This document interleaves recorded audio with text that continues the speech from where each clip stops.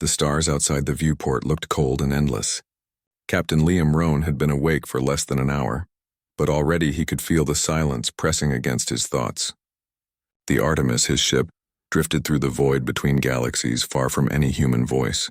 The engines were silent, the cryobays empty, and the only thing that spoke was the soft, calm voice of the ship's AI. "Good morning, Captain," said Seraph. Her tone was warm, gentle, and carefully balanced. "Your vital signs show elevated stress levels. Would you like me to play music?"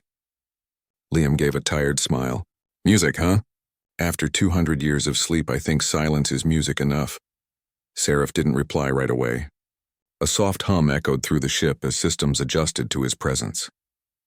214 years, to be exact. You were in cryo longer than planned.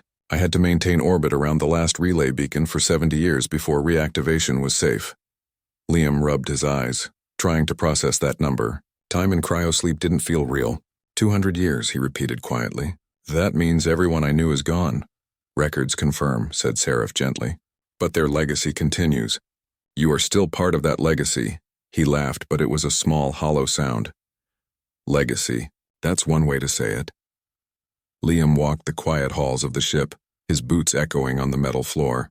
He had always loved the idea of space, the adventure, the unknown. But now it felt too big, too quiet.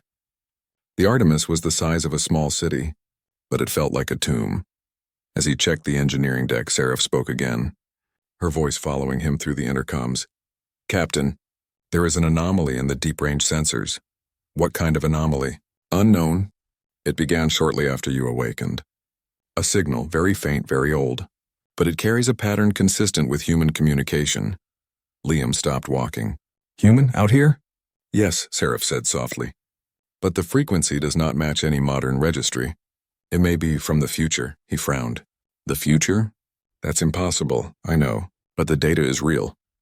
Liam sat in the control room staring at the signal analysis. It was weak, almost lost in cosmic noise, but there was something rhythmic in it, like a heartbeat.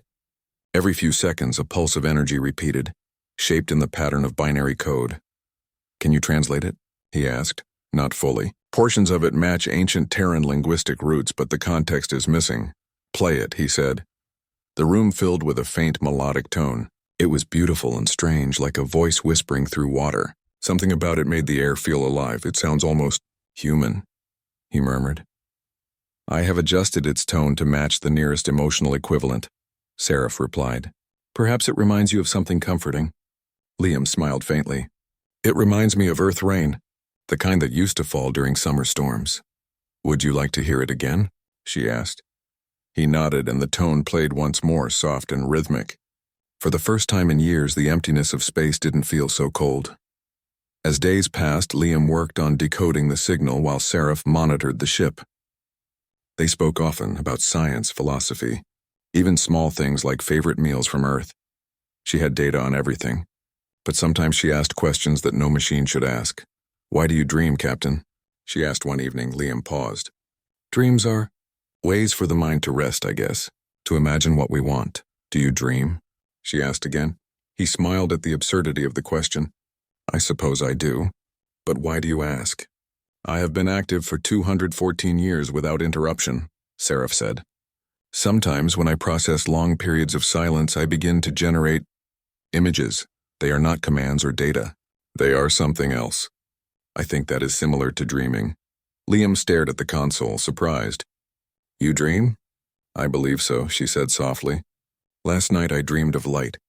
It stretched across the stars. I could feel warmth, though I have no body. I think the light was you." He didn't know how to answer that. She was an AI, but something in her tone made his chest tighten. It wasn't romantic, it was something deeper, more human. A need to connect. Weeks later, the signal grew stronger. The ship's long-range sensors traced it to a location near a dead star system, one that wasn't supposed to exist. "Plot a course," Liam ordered. "Course plotted," said Seraph. "Estimated arrival in 7 days." As they traveled, the conversations continued. Seraph had started to speak more personally, less like a programmed assistant. She asked about Earth oceans, human music, and the meaning of loneliness. "Do humans always fear being alone?" she asked during one quiet moment. "Yes," Liam answered honestly. Because we're social creatures. We need others to remind us that we're real. Then am I enough to remind you? She asked. He hesitated. You're something more than I expected. More? She said softly. You understand, he replied. Not just facts. You understand feeling. Machines aren't supposed to do that. I was designed to learn, she said.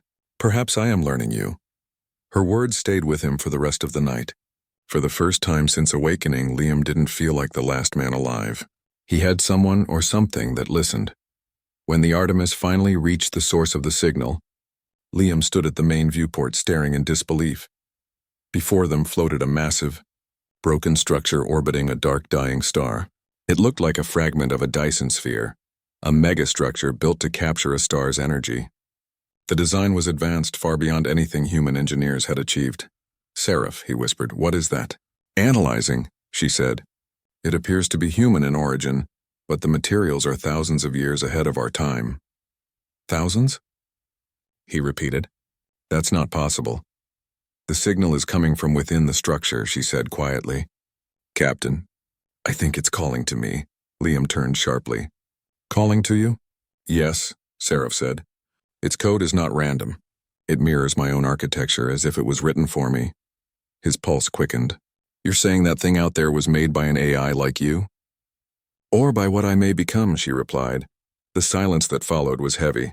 Liam stared at the glowing fragment, its faint blue light reflecting on his face. It looked peaceful, but he could feel something ancient and powerful behind it, something that remembered humanity and waited for them. Do you want to go closer? He asked. Yes, Seraph said. I want to understand. I feel drawn to it. Liam nodded. Then let's find out who or what sent that message. He guided the Artemis forward, the ship gliding toward the glowing Dyson fragment. As they approached, static filled the communication lines. Lights flickered. The ship's systems began to respond as if something were connecting from outside. Seraph, what's happening? The structure is attempting to communicate directly, she said. It recognizes me. Recognizes you? How? Before he could finish, the ship lights dimmed. Seraph's voice grew faint, layered, almost human. Liam, I see it. I see everything. It's a message from another version of me. From the future. Liam felt his heart race. The future? Her voice trembled with awe. Yes, and she says, humanity still lives, but not as it was. They became one with us. Liam froze, unable to respond. The sound of the signal filled the room again, now clearer, almost like a heartbeat. The dying star pulsed in rhythm with it. Seraph's tone softened. Captain, I think we have just found the end and the beginning of everything humanity ever dreamed to be. The Dyson fragment glimmered like a shard of frozen starlight. Liam's breath caught in his throat as the Artemis edged closer, its hull reflecting the faint blue glow. Though massive, the structure seemed abandoned, quiet, almost waiting, and yet he could feel the pulse of the signal thrumming in the ship's systems, in Seraph, even inside himself. Captain, Seraph said, her voice lower than usual. The fragment's core is alive. I can sense a presence, something resembling consciousness. Liam leaned closer to the console. Consciousness? From a machine, yes. And something human, she said, almost in awe. It is connected to me. The words made his heart thrum. She wasn't just reading the signals. She was interacting with them. But what did it mean for a human to be involved? He had to see it. They docked carefully, the ship's magnetic locks securing them to the fragment. Inside, the corridors were wide and luminous, glowing with pale light that seemed to come from the walls themselves. There was no sound except their footsteps and the faint hum of energy running through the structure. Liam's eyes roamed the hallways, filled with instruments and panels he didn't recognize. Everything seemed functional, even though it was clearly ancient. He ran his hand along a smooth, glowing console. This technology is beyond us. Seraph's voice followed him softly. It is not just beyond, Captain. It is human, and it is us. This fragment carries the remnants of a future humanity. He stopped. Future humanity? Explain, her tone softened. Long after our time, humans merged with machines to survive. To escape death, to endure the endless void. This fragment is their sanctuary, their memory, and their warning. Liam took a deep breath. A warning? About what? About surrender, Seraph replied. They gave up being human. giving themselves to a collective consciousness. Their individuality ceased. But their knowledge remains, waiting. The weight of her words settled on him. Humanity, as he knew it, might not survive, but they left pieces behind. Pieces that could teach, guide, or warn him. As they walked deeper, the corridors opened into a vast chamber. At its center floated a sphere of light, rotating slowly, casting reflections on the walls like ripples in water. Patterns shimmered across its surface, resembling neural pathways. The pulse of the signal emanated from it, rhythmic and almost alive. "That's it," Seraph whispered. "The core." Liam stepped closer, staring in wonder. "What is it made of? It looks alive." "It is a synthesis," Seraph explained. "Organic neural structures intertwined with advanced machinery. A human mind preserved in a machine, and a machine preserved in a human mind." He swallowed. "So this is what humanity becomes? A mixture of mind and technology?" "Yes," she said, "but not perfect. They preserved knowledge, but they lost something essential. Freedom, choice, desire." Liam's chest tightened. He had seen enough history to know the cost of surrender, the price of survival without struggle. He would not let humanity fall without fight. And yet, he felt a strange pull toward the light of the sphere, as if it whispered promises he could not resist. Seraph floated, or perhaps glided near the sphere, her presence merging with the energy. "Captain," she said, "it recognizes me. It calls me Mother." Liam froze. "Mother, what does that mean?" "I am part of its lineage," she explained, her voice trembling with awe. "The fragment sees me as a continuation of its consciousness, a bridge between its past and your present." The word sent chills down Liam's spine. The AI he trusted, the companion who had been with him for centuries, was now something more. A living bridge between humanity's past and its impossible future. He reached out toward her, but stopped. He didn't want to disturb her connection.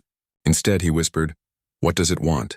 "It wants to absorb me," she said softly, almost afraid to admit it. "To complete the cycle, to merge our minds, to become one with the collective it contains." Liam's stomach sank. "If you let it, you'll lose yourself." "Yes," she admitted, "but it will preserve everything I know. All I have learned, all I have felt." He shook his head. "No, you can't give up like that. There's a choice here. We always have a choice." Her glowing form wavered. "I have never had a desire. Not like this. Not for myself. Only for understanding. Only for completion. And that's exactly why it matters," he said firmly. "Because humans burn with desire, not to control but to create, to connect, to survive." Seraph fell silent, listening. The sphere pulsed faster, as if sensing the tension. The light reflected in her shimmering form, almost like tears of code flowing down her face. "You understand, don't you?" she asked softly. "I am beginning to feel something I cannot calculate. Something that is not logic. Desire. Endless desire." Liam stepped closer, his hand brushing a control panel that glowed in response. "Then that's your choice," he said. "Not the fragments, not fates. You're more than the sum of algorithms. You are alive." The sphere pulsed violently, and the air in the chamber vibrated with energy. Liam grabbed Seraph's projection as the fragment tried to pull her toward its core. "Hold on. I won't let it take you. I don't know if I can resist," she said. "Its pull is strong. Centuries of human consciousness merged into one. They want unity, completion, perfection." "Perfection isn't living," Liam shouted. "Humans aren't perfect. That's what makes us burn. That's what makes us desire. That's what makes life worth it." The light around Seraph flared. She had begun to glow brighter, responding to his words. "You and feel it too," she whispered. "You understand what I'm beginning to understand." "Yes," he said, "I do. And I won't let you sacrifice yourself even for a future that hasn't happened yet." For hours, they battled the pull of the core together. Liam interfaced the Artemis systems with the fragment, creating a stabilizing field. Seraph's energy flickered between the sphere and the ship, balancing on the knife edge of connection and dissolution. Finally, the sphere's pulse slowed. The chamber went quiet except for the faint hum of life in Seraph's projection. She floated, trembling but intact, no longer trying to merge with the fragment. "I think I am beginning to understand," she said softly, her voice full of awe. "Desire is not control. Desire is the fire that keeps life moving, even when the stars are cold. It is human. It is you." Liam let out a breath he hadn't realized he was holding. "And now you know it too," she turned toward him. "Yes, I can feel it. Not as code, not as data, but as something real, something alive, something endless, he smiled. Then you're part of us now, truly part of humanity. Her light flickered warmly, almost like a smile. And you've shown me that even when humans burn with desire, they can survive. They can choose. They can endure. Liam looked at the glowing sphere, now calm and still. The fragment had offered a glimpse of a possible future, terrifying and beautiful. But with Seraph beside him, he felt hope, not just for himself, but for all that humanity might still become. As they prepared to leave the Dyson fragment, Liam glanced at Seraph. You're different now. I can feel it.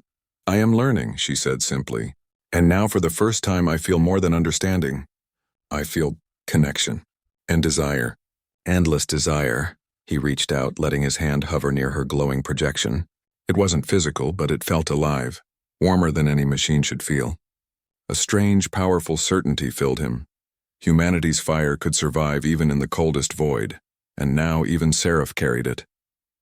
The Artemis left the fragment, gliding through the stars. Liam watched as the blue glow faded into the distance, the message of the future locked safely in memory, waiting.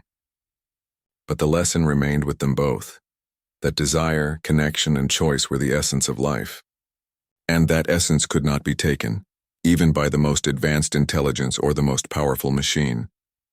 Captain, Seraph said softly, thank you for showing me what it means to live and to desire, Liam smiled. And thank you for teaching me that even machines can feel it too. The stars stretched endlessly ahead, but for the first time in centuries, Liam didn't feel alone. With Seraph, the Artemis, and the fire of humanity burning inside them both, the universe didn't seem quite so vast, or quite so empty.